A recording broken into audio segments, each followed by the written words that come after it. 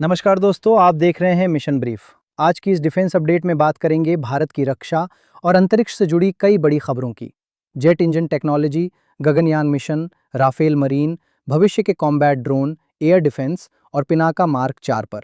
सबसे पहले बात करते हैं भारत की सबसे बड़ी तकनीकी चुनौतियों में से एक, फाइटर जेट इंजन।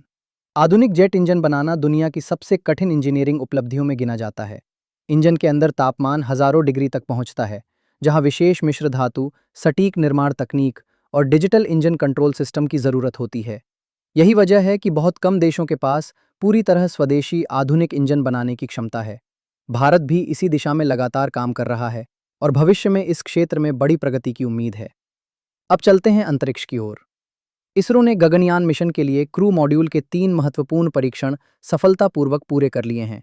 इनमें flotation system, service module separation और एपेक्स कवर सेपरेशन का परीक्षण शामिल था। इनका उद्देश्य यह सुनिश्चित करना है कि पृथ्वी पर वापसी और समुद्र में लैंडिंग के दौरान अंतरिक्ष यात्रियों की सुरक्षा पूरी तरह बनी रहे।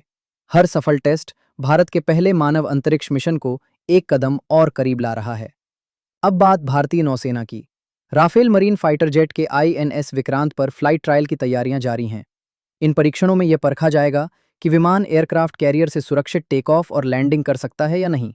यदि ट्रायल सफल रहते हैं तो भारतीय नौसेना की कैरियर आधारित हवाई क्षमता को बड़ा बल मिलेगा। इसी बीच भविष्य की हवाई लड़ाई को ध्यान में रखते हुए HAL और जनरल एटॉमिक्स के बीच उन्नत कॉम्बैट ड्रोन और संभावित स्थानीय उत्पादन को लेकर चर्चा हुई है। माना जा रहा है कि भविष्य में ऐसे स्टेल्थ ड्रोन विकसित किए जा सकते हैं जो फाइटर जेट्स के साथ लॉयल विंगमैन की तरह काम करें।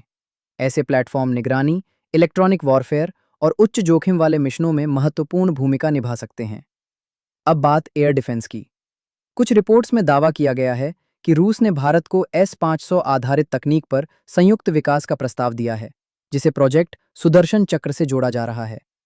हालांकि इस विषय पर अभी कोई आधिकारिक पुष्टि नहीं हुई है, इसलिए इसे फिलहाल रिपोर्ट्स के आधार पर ही देखा जाना चाहिए। यदि भविष्य में ऐसा सहयोग आगे बढ़ता है, तो यह भारत की लंबी दूरी की एयर और मिसाइल डिफेंस क्षमता को मजबूत कर सकता है। अंत में बात करते हैं DRDO के पिनाका मार्क 4 गाइडेड रॉकेट की। रिपोर्ट्स के अनुसार इसका लक्ष्य लगभग 300 किलोमीटर तक की मारक क्षमता हासिल करना है। आधुनिक गाइडेंस सिस्टम के साथ यह भारतीय सेना को लंबी दूरी से अधिक सटीक प्रहार करने की क्षमता देगा। आने वाले वर्षों में इसके परीक्षण और विकास पर नजर रहेगी।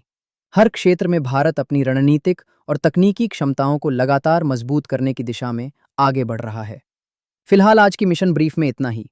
अगर वीडियो पसंद आया हो तो इसे लाइक करें, अपनी राय कमेंट में ज़रूर बताएं, शेयर करें और ऐसे ही भरोसेमंद डिफेंस अपडेट्स के लिए मिशन ब्रीफ को सब्सक्राइब करना न भूलें। मिलते हैं अगली मिशन ब्रीफ में। जय हिंद।